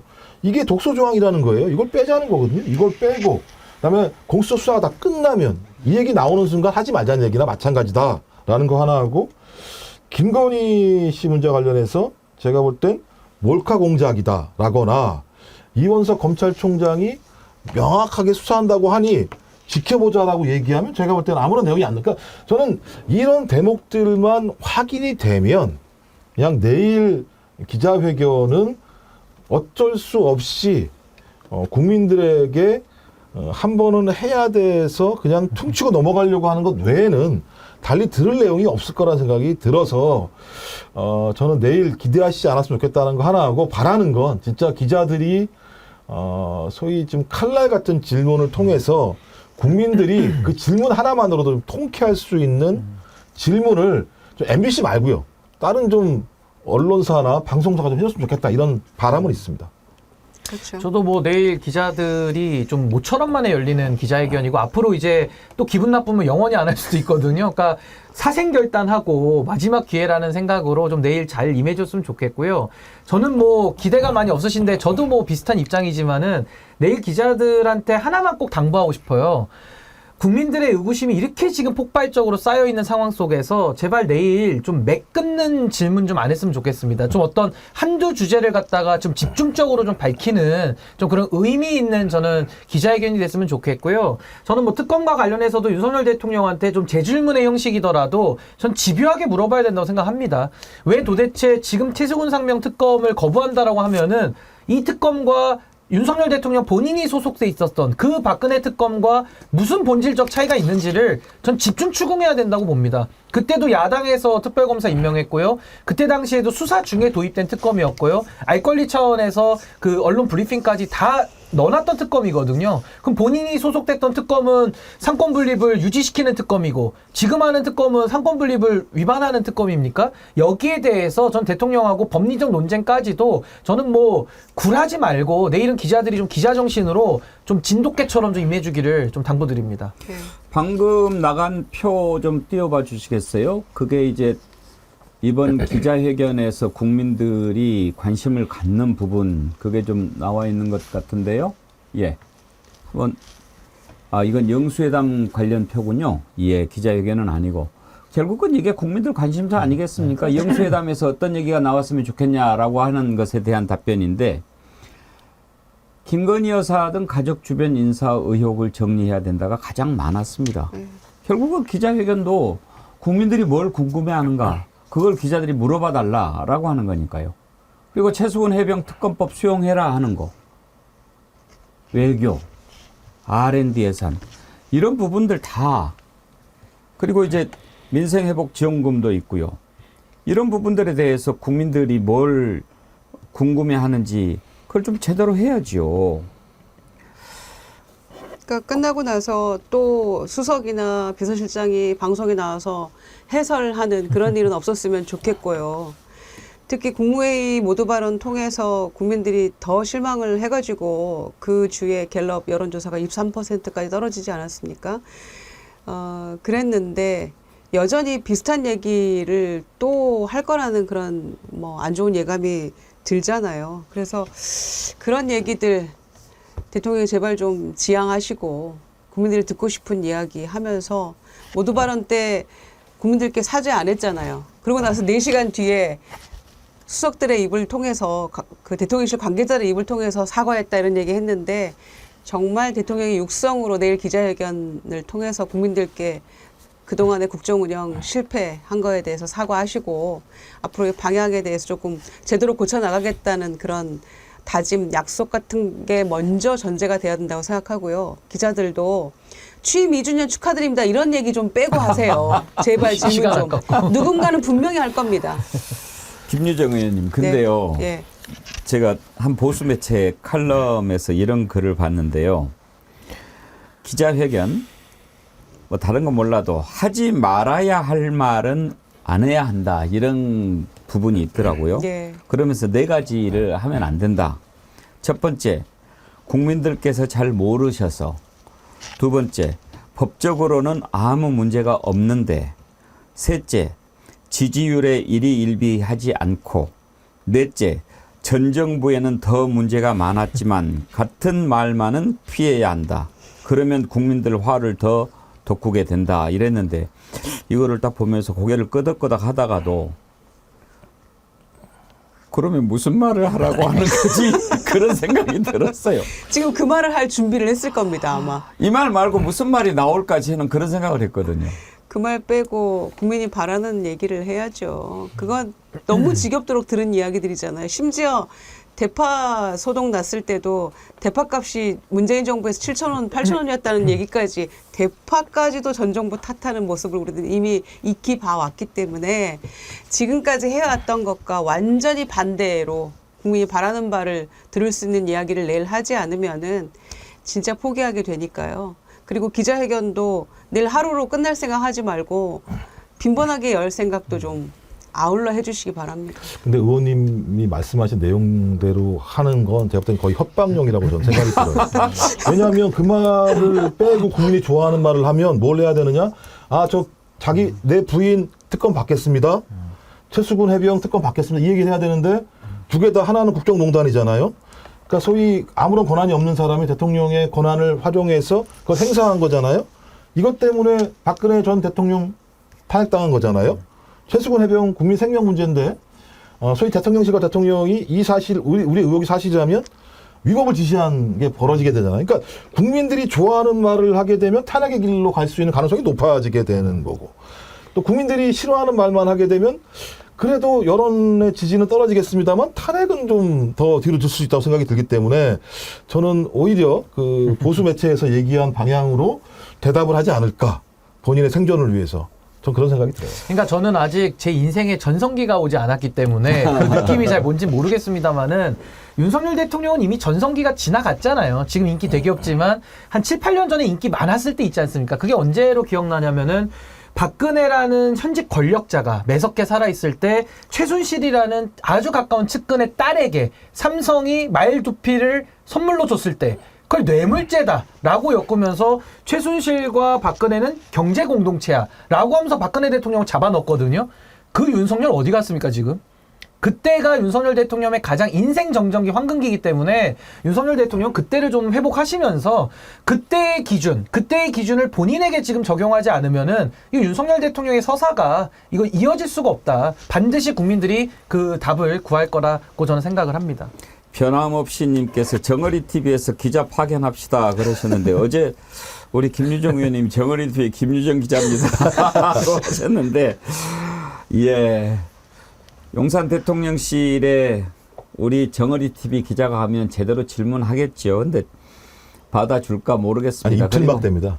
이틀막으로 우리 쫓겨나기 때문에. 특파원님들이 한 10분이 채로 가셔야 될 것 같은. 우리가 정식으로 언론단체 등록도 하고 뭐 그렇게 하는 시간 오지 않겠습니까? 내일 기자회견요. 여러분 홍성익님 내일 기자회견 보면 속 터져서 수명 단축될 겁니다. 그러셨는데 이렇게 하세요.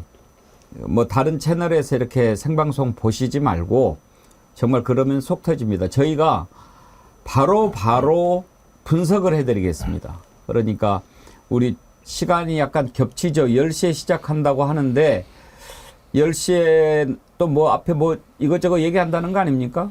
그러면 우리가 그거 준비했다가 11시부터 그 앞에 있었던 거 이렇게 얘기했는데 어떻게 들으면 되는가 좀 분석도 해드리고 또 11시 넘어서 진행되는 것들은 곧바로 한번 그러니까 쓸데없는 얘기 듣지 말으시고 우리 정어리 TV와 함께 하시면서 백운계 정치 1번지에서 제대로 씹어서 맛있게 드시도록 해드릴 테니까요.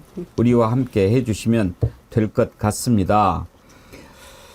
이수봉님 슈퍼챗 또 보내주셨네요. 런승만, 이기붕, 박마리아 등 기회주의자들이 망쳐놓은 대한민국의 국운이 21세기가 돼도 회복하지 못하고 있는 현실이 답답합니다. 이 정권 하는 짓을 보면 왜 위의 사람들이 생각나는지 모르겠습니다. 그러셨고요. 단풍짜장님도 슈퍼챗 보내주셨습니다. 그리고 예, 다 소개드렸죠. 내일 기자회견은 이제 들어봐야 되겠지만 전체적인 흐름 속에서 만약에 내일 기자회견마저도 윤석열 대통령이 자신과 가족의 안위를 걱정하는 것에만 초점을 맞춰서 이루어지는 시나리오의 한 부분이라고 한다면 마지막 남은 기대마저도 접게 하는 그런 최악의 수가 될 것이다. 이렇게 생각합니다. 기회가 많이 남지 않았습니다. 시간도 얼마 없고요. 그렇게 얘기를 해도 안 돼요. 김영일님, 김유정 누나, 이 총장하고 동창이죠. 저 그 뒷골목 데리고 가서 수사 지대로 해라, 교육 좀 시키시오.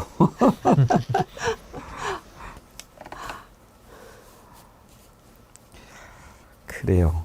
내일 어떻게 보면 이제 내일이 목요일이고 금요일 날 여론조사들 막 나오고 그럴 텐데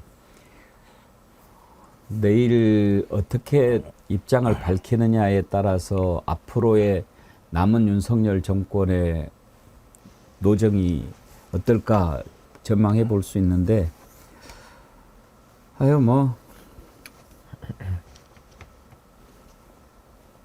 될까 싶어요. 제가 볼 때는 뭐 헤어질 결심을 굳히게 할 가능성이 높은. 왜냐하면 별 방법이 없는 것 같아. 이 상황을 갖다가 헤쳐나갈 수 있을 만큼의 상황. 왜냐하면 대통령과 대통령 주변에서 저지른 일들이 너무나 많이 있기 때문에 그걸 주워 담거나 아니면 뭐 런정섭이든 아니면 뭐든 뭘 나눠줘서 이걸 입을 막을 수 있을 만큼의 수준을 넘어서는 상황이 벌어졌다. 그러면 우리나라 헌법에는 저희 법률을 위반하는 상황이 벌어지게 돼서 이 위반의 중대성을 발견하게 되면 탄핵할 수 있잖아요. 근데 내일도 그 부분에 대해서 자기 반성이 없다면 국민들이 선택할 수 있는 마지막 수단은 그거밖에 없는 상황이 되기 때문에 저는 내일이 아마도 윤석열 정부에겐 진짜 앵커님 말씀대로 매우 중대한 고비가 될 거라고 생각을 합니다. 저는 윤석열 대통령이 그래도 한평생 뭐 구수도 하시고 뭐 여러 가지 권력과 싸우면서 핍박도 받으셨고 뭐 많은 산전수전 겪어왔지만 그래도 많이 좀 대접받고 살아온 인생일 거라고 저는 보거든요. 근데 참 이제 끝까지 왔는데 저는 아직도 좀 세상을 너무 쉽게 보는 거 아닌가? 그러니까 지금 대통령이 돼서도 인생을 너무 쉽게 살아오신 것 같아가지고요. 저는 반드시 그 대가 물어야 된다고 생각합니다. 본인이 지금까지 2년 동안 국민이 위임한 권한을 가지고 나라만을 위해서 쓰라고 그 권한을 우리가 넘겨준 것인데 그 권한을 만약에 자기만을 위해 썼다? 그걸 반성과 교정의 개전의 정도 없다? 그럼 그 대가를 치러야죠.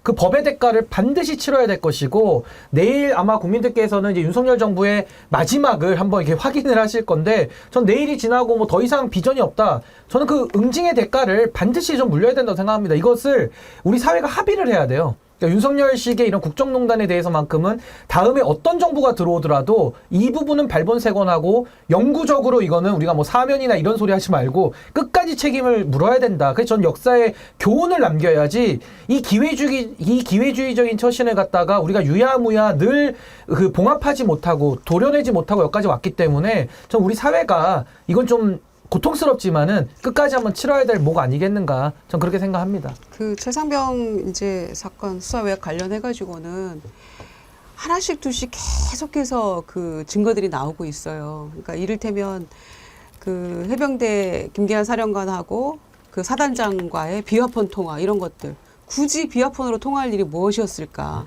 이런 것들이 시기별로 날짜별로 공교로운 시점에 막 이루어진 것들이 계속해서 나오고 있거든요. 그것만 봐도 이거 분명히 뭔가 그 문제가 다분하다라는 거 뭐 알 수 있고요. 이미 알고 있었지만 그 무엇보다도 해병대 그 최상병하고 함께 군 생활하고 이제 예비역 동료 두 사람이 대통령한테 편지 쓴 거 있잖아요. 그 내용 보니까 너무 가슴이 아파요. 그리고 그 특검법이 최상병 특검법이 무슨 나쁜 정치에 이용하는 것이다 막 이런 얘기 그 비서실장도 하고 막 그랬잖아요. 그러면 우리의 이런 마음도 제대로 수사해달라는 이 마음도 정치에 이용하는 겁니까? 이렇게 질문을 던지면서 했던 이야기가 모든 책임은 왜 부하들이 지고 선처는 사단장이 받아야 합니까? 이런 대목이 있더라고요. 너무 마음이 아팠는데 정말 이 모두가 트라우마를 아마 겪고 있을 겁니다. 그 예비역 그 동료들도. 그래서 어떻게 해서든지 내일 기자회견 통해서 대통령이 이런 문제들부터 선제적으로 풀어나가는 모습을 꼭 보여주어야 한다. 이렇게 생각합니다. 예.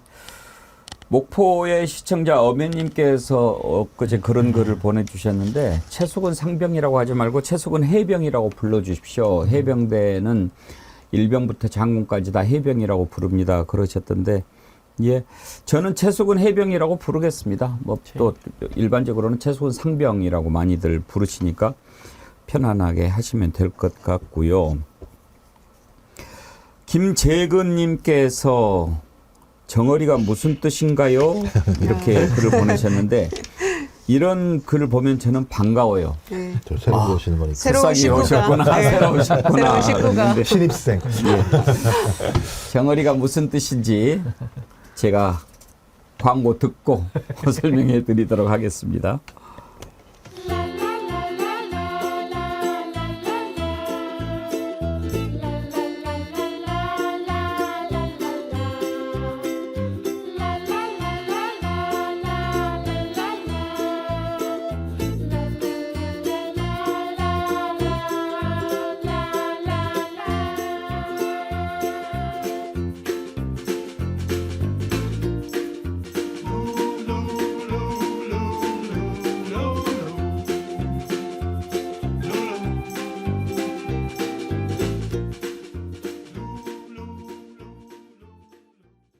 네, 그리고 광고 영상은 못 만들었는데 회신탕도 제가 강추합니다.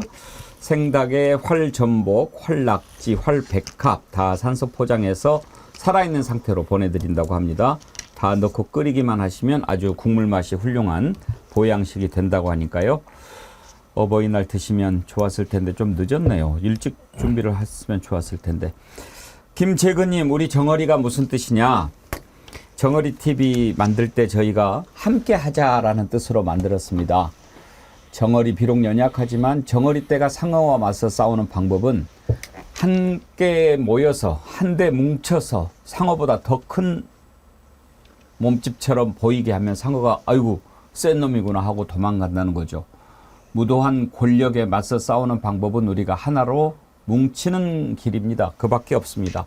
그래서 정어리처럼 똘똘 뭉치자 하는 뜻에서 우리가 정어리 TV를 출범했고 백운계 정치 1번지 시작했는데요. 마침 오늘이 방송 99회째네요. 내일이 방송 100회를 맞는 날인데 지금까지 이렇게 함께 해주신 여러분께 감사드립니다. 내일 100회를 맞이해서 좀 뜻깊은 행사를 하나 저희가 준비하고 있는데 그것 말씀드리도록 하겠습니다. 오늘 백운계 정치 1번지는 여기까지 하고 내일 기자회견 저희와 함께 해 주십시오. 더 재미있게 전해드리도록 하겠습니다. 함께 해주신 세 분 패널 김유정 의원님, 김종욱 원장님, 신인규 대표님 세 분 수고하셨습니다. 감사합니다. 감사합니다. 어버이날 또 쉬는 날로 만들어야 되는 거 아닌가요? 라는 민원들이 많다고 합니다. 예. 그래서 뭐 사실 문재인 대통령 때도 어버이날 연휴 만들겠다 그렇게 공약도 했는데 반대하는 쪽이 이제 아무래도 기업 운영하시는 그러겠죠. 분들 너무 네. 오래 쉬는 날 많고 또 그런 것도 있다고 그러더라고요. 어버이날을 쉬는 날로 해놓으면 그날 어디를 가야 되냐, 친가를 가야 되냐, 뭐 시댁을 가야 되냐 가지고 또 불화도 생기고 뭐 그럴 거라는 얘기도 그럼 있던데.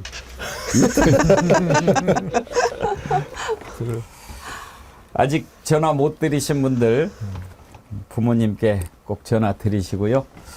어버이날 뜻깊게 잘 보내시기 바랍니다. 저는 내일 오전 11시에 다시 찾아뵙겠습니다. 감사합니다.